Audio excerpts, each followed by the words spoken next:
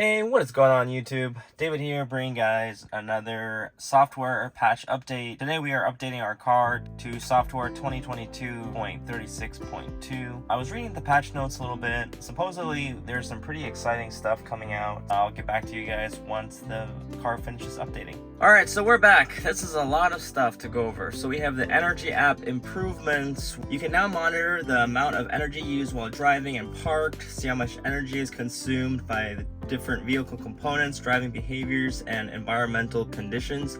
That sounds actually really cool because I've always been curious on how much cabin heat protection is actually using up my battery, how efficient do I actually drive, how much battery I use when I'm using different parts of the car. So I'm actually really excited to test out that part. View energy used in comparison to trip projection and battery indicator. Again, I guess that goes into the efficiency of how well you drive, and receive personalized suggestions for using energy more efficiently. Really exciting. I really want to know more about this. Definitely be doing some more research into this and driving around with, and something that's always been on my mind, especially my channel being around my Tesla car. So I really want to go over the energy aspect of my car. So if you guys are interested in that kind of stuff, definitely make sure to subscribe and let me know down in the comments below that this is something that you'll be interested in learning more about. And for sure I want to be doing more videos about energy and being more efficient and all that stuff in the future. I'm going to go out for a test drive and test out all the features that I can. Next one up, we have cabin overheat protection. Choose the activation temperature for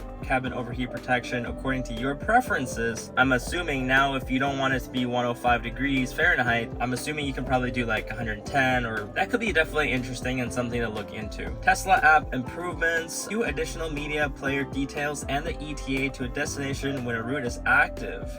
That's actually really cool too. I really want to try that out. I mean, I guess you can control your music hopefully, and also, for example, if you have two cars, you can see when the ETA of your family member is going to arrive at maybe a restaurant or maybe come home. Supercharger additional details. The redesigned supercharger map pop-up and that will now display historical site occupancy in addition to the associated charging fees when available. To view these details, tap on any supercharger pin that is in the vicinity of your vehicle. You know, this is also something that I was always interested in because I don't supercharge and I don't use superchargers that often unless I'm outside traveling. And I've always been curious, like for example, at different times of the night, I always wanted to know, you know, just how much it would cost me to charge at a supercharger because they always charge so fast, and I'm always tempted to try it out. So I've always wanted to know as to see if I can check the pricing at different times. Next up, car left open notifications will now notify you when the doors have been accidentally left unlocked. To be honest, I thought Tesla already had this. This is actually really useful for me too because I actually have two phones, and I don't carry two phones with me. Sometimes I'll leave one in the car, in which case then the car doesn't lock automatically. I really want to know if this will work if I leave one phone in the car and I take one phone with me, if it'll still notify me.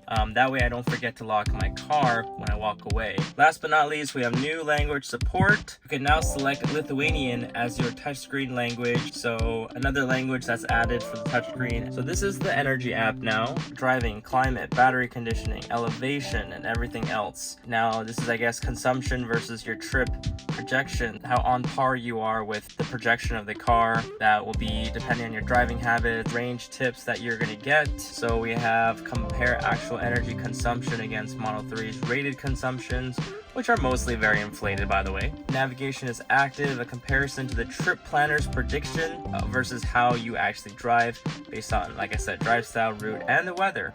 I didn't think of that variable, but that is there as well. So energy used to move the Model 3 and overcome factors such as wind, resistance, and all that stuff, obviously.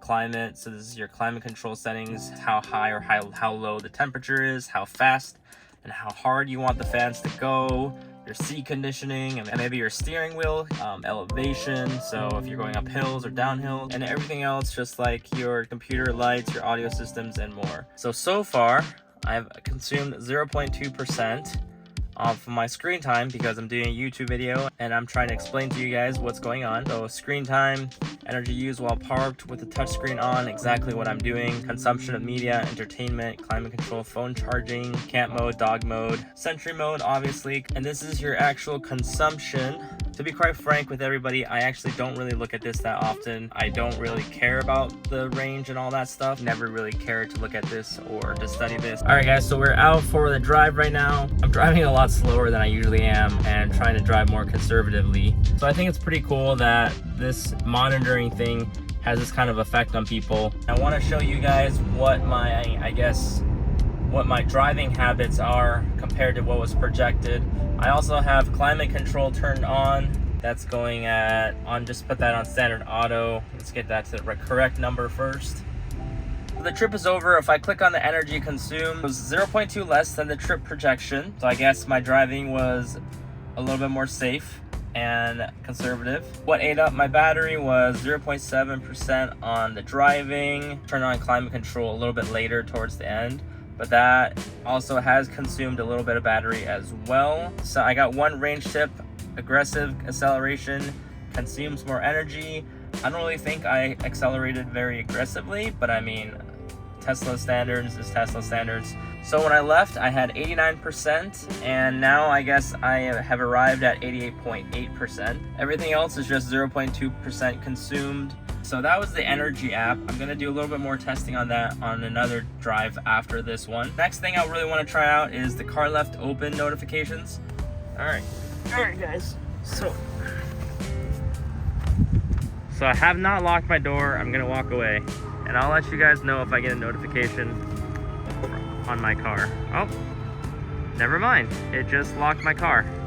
Okay, so that was kind of a fail. Let's take out my other phone. I'm gonna take off the walkaway lock feature and I'm gonna see if that will work. I'm gonna change some settings. I'm gonna turn off the walkaway lock. I'm gonna be doing a video about essential settings video for your Tesla for new car owners.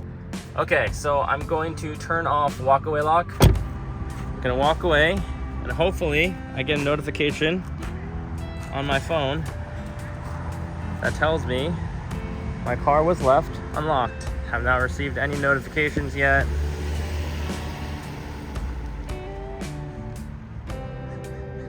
I mean, I guess I'll just keep going. Okay, you know what? I give up. I'm gonna walk away really far and I'm just gonna sit there for a while until I get this thing to send me a notification. So this is an Android phone and also an iOS phone. So I am committed to make this work for you guys. I walked away really far from my car now. It is right there. That's my car. I mean, this would have been long enough for someone to go in and steal all my stuff inside of the car. I'm doing this in the name of science. As you guys can see, my car is obviously unlocked, but it's not notifying me about my unlocked car. I'm assuming you might have to leave it unlocked for an extended period of time, but in which case I think that defeats the whole purpose of why this feature even exists. All right, I give up. I'm going back. I'll leave my car unlocked again at my next stop, and I'll actually go into the store and I'll just completely try and forget about it.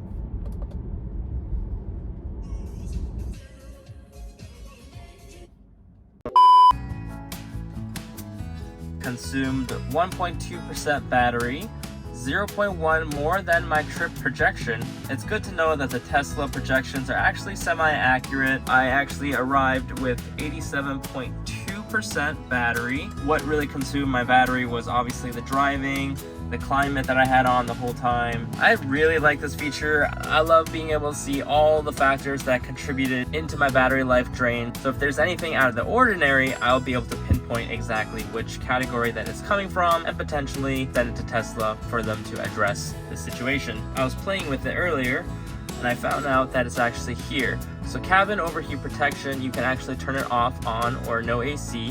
Normally, I believe it's on 100 degrees, but you can actually adjust it to 90, 95, or 100 Now, I don't think I'm gonna be changing it to 90 or 95. I think that's pretty low for my car to always be having my AC going off, and I don't really want to damage my car. But then again, I also don't want my car to always be really hot. All right guys, so I left my car unlocked. I'm gonna walk to the other side of this mall, which is on the other side. Hopefully I don't get robbed, but I'm gonna keep my car unlocked. And again, I'm doing all this in the name of science. So leave a like on the video, share it with your friends. It'll help me out. I appreciate it, guys. Almost got hit by a car again. Just gonna keep walking. And by the way, guys, this is all being recorded on my brand new iPhone 14 Pro Max. Oh, look at that badass car. It's an RS5. You know, I sometimes do miss the good old crazy gas cars. You know, when you see 1, 2, 3, 4 Teslas just all around everywhere. Something like an Audi RS5 is parked out. When you see all those Teslas, it gets kind of boring. Still love my car. Check out my 6-month review on the car if you guys haven't yet. I'll also throw a link for that in the description below. Hey buddy, you look good. Oh shit, don't kill me. I'm sorry. It's gonna become like a squirrel channel at this point. Oh. All right, anyways, going back to what I was talking about. Like I said, there's like Teslas everywhere here. Okay, I made sure to turn off walkaway lock. Car is not locked. It's okay if you guys can't see. And I'm going to walk away. I've officially given up. I've been walking around for like another 20 minutes. I can't get this thing to go off, so I'm just gonna call it a day. But I'll take Tesla's word for it that it should work. But yeah, if you guys can get it to work on your end, let me know down in the comments down below. I'm ready to call it quits. Also, I want to test out the supercharger additional details. So I'm not sure if this is new because like I said, I don't really go to superchargers often. So this is one that's close to me right now, that's in close vicinity to my car. Let's see if I get some information about the location on my car. So it's now preconditioning my battery for fast charging, which I don't really want to do. I just want to know the pricing. So if I click on it, it's about a 10-minute wait, and it does show me the pricing depending on the time. Currently on the peak times, which is between 8 a.m. to 8 p.m. and that's about 58 cents per kilowatt. And you have idle fees of $1 for a minute. There's 8 stalls, but they're currently all unavailable. The fact that they have this now, I always wanted to know how much it would cost to charge on one of these things. So now I know that it would cost me only about 36 cents per kilowatt hour if I go and charge my car on off-peak hours between 12 a.m. to 4 a.m., 4 a.m. to 8 a.m. So let me turn this off. So I think that's also really cool. So we went over the Energy app, we went over cabin overheat protection, we also went over the Tesla app, we also went over the supercharger. I could not get the car left open notification details to work. The language is also in there as well. I checked earlier. My favorite features are definitely the Energy app and also the Tesla app improvements. The car just gets smarter and smarter with every update, and I love that. Tesla's constantly making updates to the car and making small quality of life improvements to the car to make it better and more enjoyable to use. By far my favorite car. I'll throw a link down below in the description if you guys want to watch my 6-month-ish review on the car. And that's it for the video, guys. If you guys thought the video was helpful, drop a like on the video, give it a thumbs up so YouTube knows that it's a good video. I do Tesla videos, I also do some tech videos, I also do some food videos. We're almost at 1,000 subs, so I really appreciate if you guys would subscribe to my channel if you're new here. Follow me along my Tesla ownership experience. I have some really cool stuff down in the description below. You guys feel free to check it out. It would be awesome if we can make it to 1,000 subs by the end of the month. I'm going to Vegas next week, so I'll be recording some content there as well. I hope you have a phenomenal day. This is David here signing off. I'll catch you guys in the next video. Bye!